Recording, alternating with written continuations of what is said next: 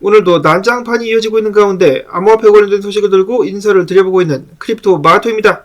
백악관의 조 바이든 그리고 하원 의장인 메카시 둘 다 디폴트는 없을 것이다.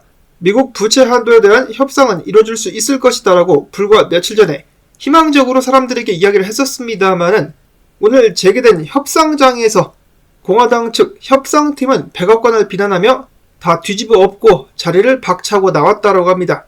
그 이유는 얼마 전에 협상이 이루어지지 않았었던 것과 똑같습니다. 백악관 측에서 전혀 타협할 의지를 보이지 않는다.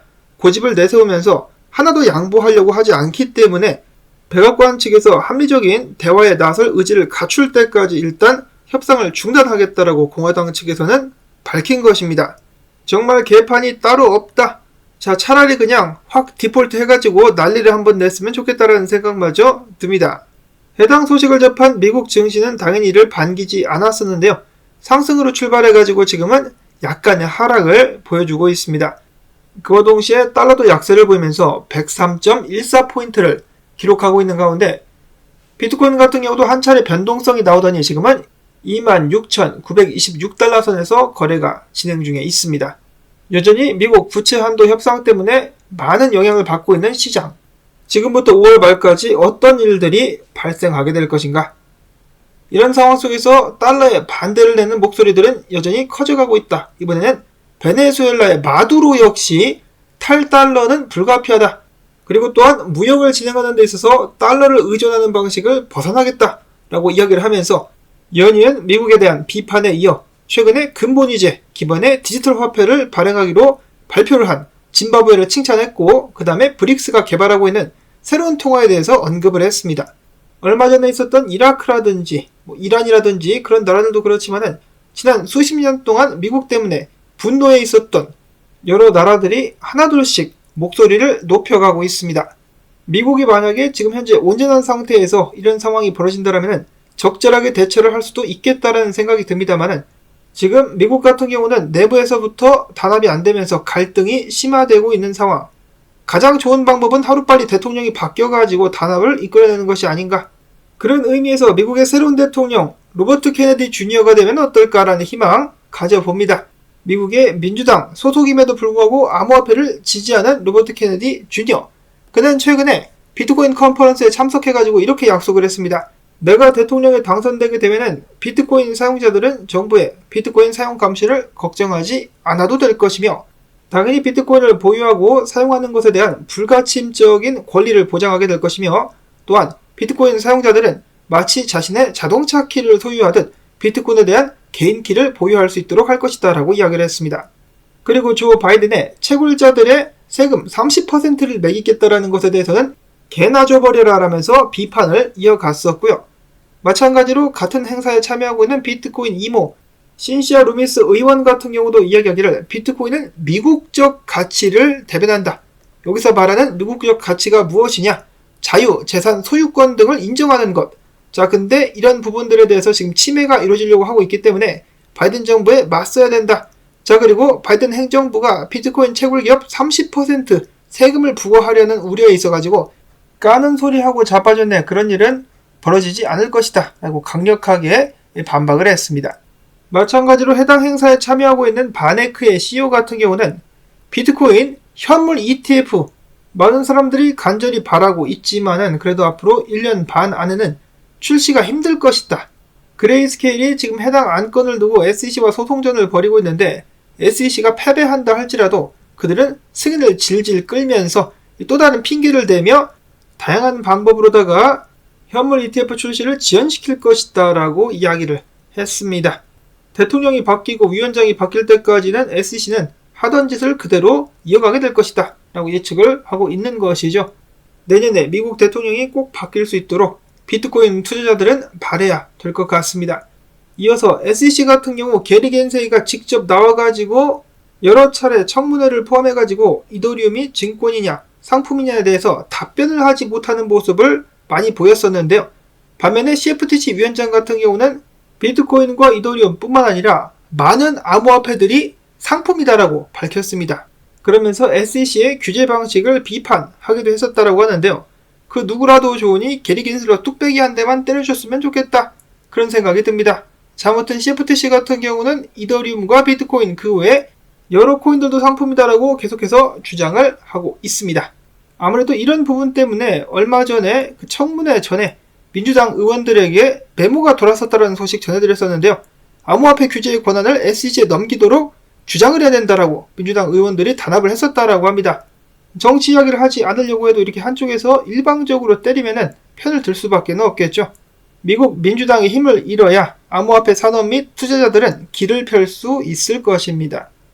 자, 다음으로는 유명 인플루언서입니다. 앤드류. 과거에도 여러가지 사실을 정확하게 짚어낸 바가 있었는데요. 그는 최근 덧붙이기를 디지털 커런시 그룹이 빚에 허덕이고 있어가지고 코인데스크를 매각하려고 하는데 인수자를 찾는 것이 굉장히 힘든 상황까지 닥쳤다라고 합니다. 입찰가가 3천만 달러까지 하락. 굉장히 좋지 않은 소식이다. 이래가지고는 코인데스크를 매각한다 할지라도 디지털 커런시 그룹의 위기는 계속될 수밖에 없지 않나 라는 생각이 듭니다.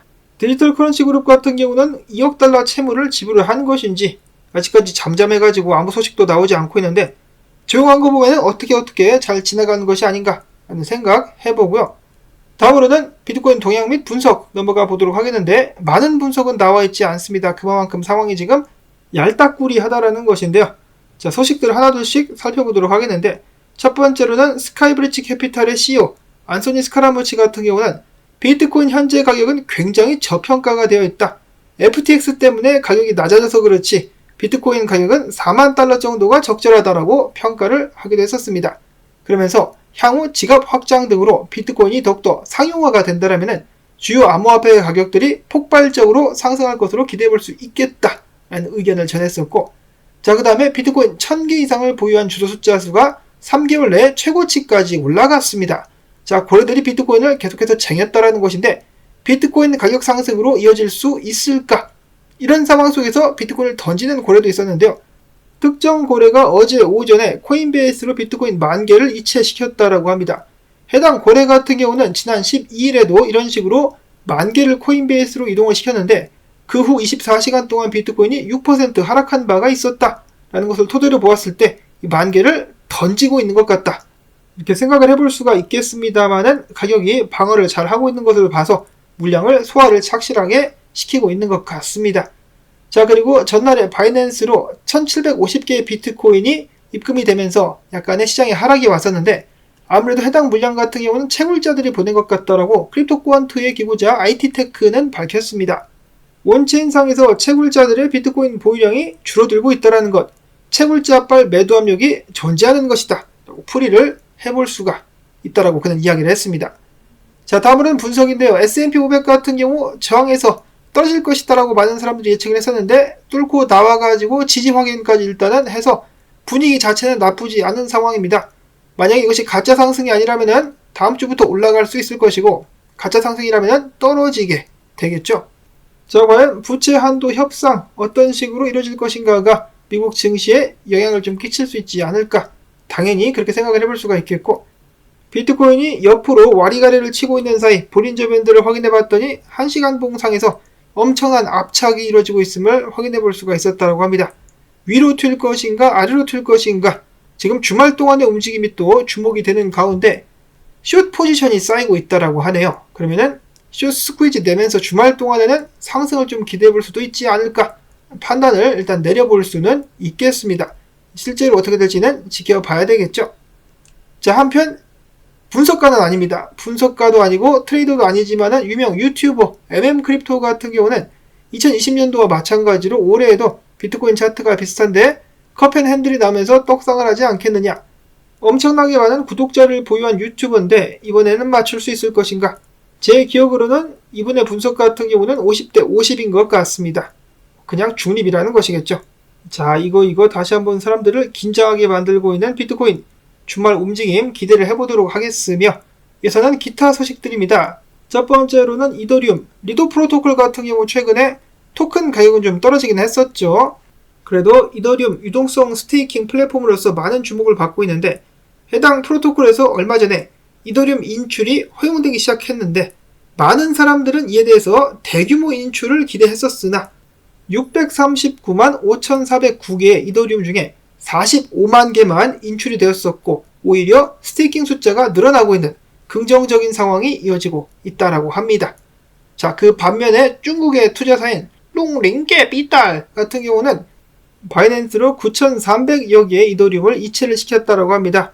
뭐 갖다 던지려고 하는 것이 아닌가 라는 생각이 드는 가운데 이더리움 차트 비트코인과 마찬가지로 주말 동안에 한번 상승 나올 수 있지 않겠느냐. 근데 그것이 가짜 상승이 될 가능성이 있다라고 체이스 분석가는 예측을 하기도 했었습니다.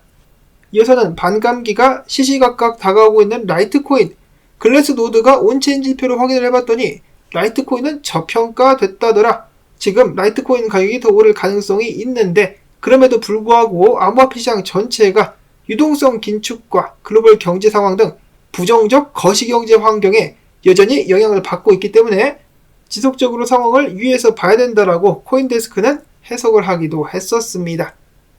다음으로는 어제 SEC가 그레이스케일에다 대고 야 니네 최근에 파일코인 신탁 신청했는데 안돼. 왜냐? 파일코인 증권이야 라고 하자 파일코인 재단이 발끈해가지고 우리 파일코인 블록체인 네트워크 같은 경우는 문서 저장을 위한 탈중앙화된 P2P 네트워크인데 이것이 어째서 증권이라면서 강력하게 반발했습니다. 정말로 게리 겐슬러 때려 죽이고 싶어하는 사람들이 꽤 많지 않을까라는 생각이 듭니다. 다음으로는 어제 홍콩 당국에서 CBDC를 개발하겠다라고 정식적으로 밝혔는데요. 해당 소식을 들은 저스틴 선 어깨를 들썩들썩이면서 후오비는 홍콩의 CBDC 지원 준비가 되어 있으며 우리 트론 네트워크 같은 블록체인 인프라는 CBDC의 중요한 역할을 할 수 있다라고 밝히기도 했었습니다. 자, 근데 트론 욕을 하긴 하지만은 거래소 간에 USDT 이체할 때 트론 네트워크를 많이 씁니다. 인정할 거는 인정을 하는데 중국발 암호화폐 펌핑이 왔을 때 트론 및 BTC 토큰들 크게 상승할 수 있지 않을까 기대하는 사람들 많이 있습니다. 과연 어떻게 될 것인가? 자, 그 다음에 최근에 레저 하드웨어 원래 때문에 난리가 난 상황 속에서 전 CEO가 한탄을 하는 모습이 포착이 되었습니다. 그는 말하기를 최근에 있었던 시드문구 복구 기능 때문에 난리가 나는 것은 기술적인 실패가 아니라 홍보 참사다. 즉 마케팅팀 혹은 소셜미디어 담당자가 개판을 쳐가지고 상황을 이 정도까지 악화를 시킨 것인데 실상은 많은 사람들이 레저가 신뢰가 필요하지 않은 솔루션이라고 생각하지만은 사실 레저 제품을 사용하려면 어느 정도 제조사를 신뢰해야 된다. 해당 부분 같은 경우는 다른 회사들도 마찬가지긴 하겠죠. 자, 그러면서 이야기하기를 레저 리커버 기능을 포함한 펌웨어는 악성 코드가 아니며 제3자가 사용자의 시드 문구를 임의로 추출할 수 있는 가능성도 열어두지 않았다. 홍보 활동의 실패다. 참담하다라고 이야기를 했습니다. 레저사의 임원들 및 해당 회사 투자자들 같은 경우는 엄청나게 화가 났을 것 같네요. 자, 그 다음에 마지막으로는 국내 소식. 한국에서 일어나고 있는 사기 사건들을 하나둘씩 살펴보면 세상에 이런 일이 제보를 해도 될 만큼 황당하다라는 생각이 많이 드는데요. 최근에는 강남 일대에서 코인 대통령으로 불리는 신모 씨가 대법원에서 징역 2년형을 확정받았다고 합니다. 자, 그는 스스로 만든 코인 더 마이더스터치 골드라는 코인이 있었다고 하는데요. 한국산 페페라고 보면 되겠죠. 한국산 페페를 만들었는데 이거를 또 사람들한테 팔았어. 사람들은 이것을 또 샀어. 17억 5,700만 원어치를 팔아가지고 비트코인 126개와 이더리움 3,515개를 챙겼는데 징역 2년. 야, 정말 남는 장사가 아닌가. 이 중에 몇 개를 제 검찰 측에서 회수를 했는지는 모르겠습니다만은 이거 대부분만 들고 있어도 대대손손 먹고 살 수가 있겠죠. 정말 대단하다. 여전히 당하는 사람만 괴로운 세상. 여러분들도 항상 주의하실 수 있기를 바라면서 나온 정보들 도움되셨다면 광주댁 토마토 1당 주기 광고 한 편만이라도 마지막까지 재생시켜주기 부탁을 꼭꼭 전해드리며 저는 다음에 새로운 소식 가지고 인사를 또 드리도록 하겠습니다. 안녕히 계십시오.